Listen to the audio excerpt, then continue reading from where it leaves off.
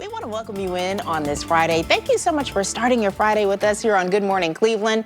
I'm Tiffany Tarpley. Mike has the day off, but meteorologist Katie McGraw is in. Yes. Katie, the way that wind was whipping and that rain was smacking me in the face yesterday, awful. I'm really hoping we don't get another day like that. It's an improvement. It is the Friday of Memorial Day weekend, and you can probably guess, right? Millions of people will be hitting the road or catching a flight to enjoy the holiday somewhere else. Well, News 5's Nadine Abusada joins us right here in Cleveland at Cleveland Hopkins. A former rideshare driver in Akron who lured women into his vehicle and tried to rape them will spend the next 2 decades behind bars. Mohammed Rita was sentenced to 20 to 24 years for kidnapping and rape. Storms also hit Willoughby Hills and Lake County pretty hard.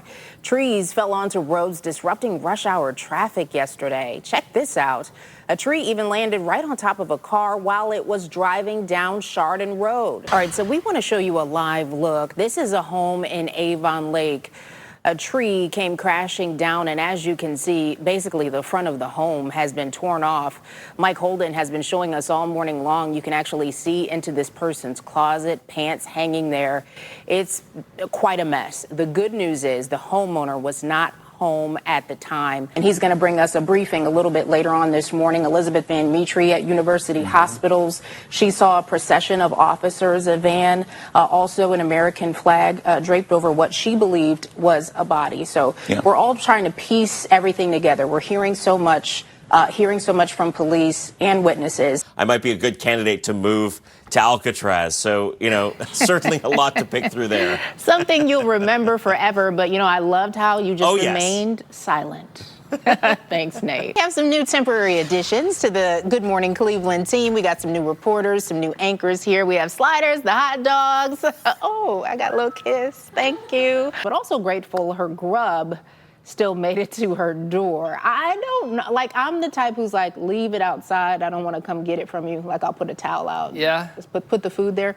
So if I saw the police, though, are you opening the door? Would you even answer the door? I don't know. I might pretend I'm not home.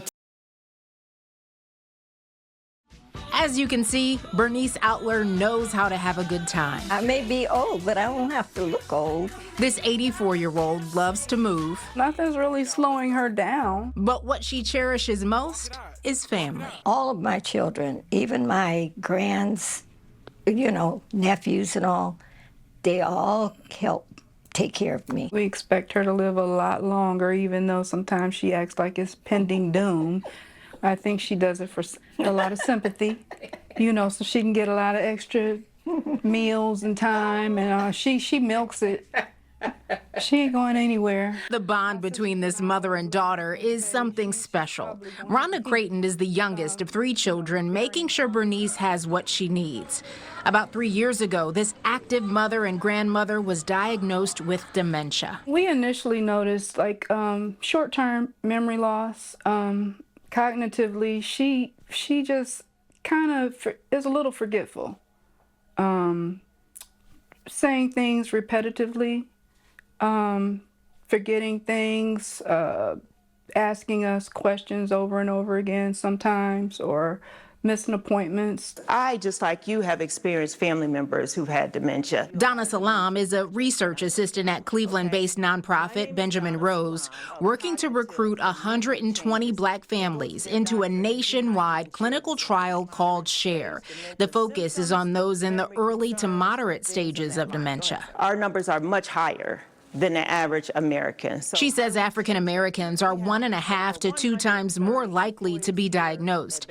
In the program, families will be set up with a counselor to help create a care plan so they can have the resources they need to be prepared as the dementia progresses. We want to make sure we leave families educated, engaged, and empowered to make changes. Well, this is my press pass. As Bernice flips through some of her most precious keepsakes, she takes us down memory lane. Here I have a picture of the OJs. They started here in Cleveland. Back in the day, she was a broadcaster for 3WE and WDOK in Cleveland. Now, she's using her voice and experience to give others hope. What do you hope comes out of this? That it will help someone else because, excuse me, it can be very frightening if you don't have someone that understands or cares. Well, Bernice's mother was diagnosed with dementia too. That's also helped the family really understand what lies ahead.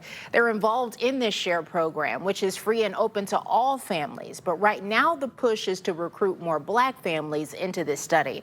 For more information, you can call the number you see right there on your screen, 216-373-1747. We also have more information online if you'd like to see it there. But I love the fact that this family came forward to share their story, unafraid to do so. Really hoping it helps someone else. You can see the resemblance between Molly McFadden and her mother, Marietta. They've been through so much together, including Marietta's Alzheimer's diagnosis in the 90s. Well, honey, my name is Memory, and actually, I'm Molly's mama. Molly is a performer. She created a show to share their journey and help others. The puppet Memory represents her mother. In doing this show, I came to the reality that I didn't know beforehand, that somehow I thought all of this was my fault. And so many people feel that. I don't know why. I don't either. It's so silly. I think it's crazy. Molly is working with the community-based organization Benjamin Rose. And by talking about it, we're normalizing it, and we're allowing other people to say, oh, wait, that's my experience too, and now I can talk about it. Director of Strategic Partnerships, Lisa Weitzman, says the agency's mission is to care for older adults and those who care about them. She tells me there's a fairly new federal program called GUIDE to support dementia care and caregivers. They also have their own program called We Care. Both are available at no cost. Let's talk about your symptoms and your challenges. What are your needs? As for Molly, the 72-year-old has since been diagnosed with mild cognitive impairment. Or a couple of weeks ago, I was making a pizza, and I didn't know how to layer it.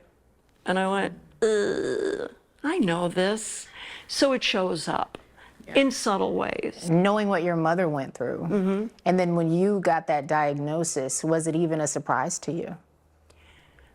No, years ago I had a sense I was going to get it.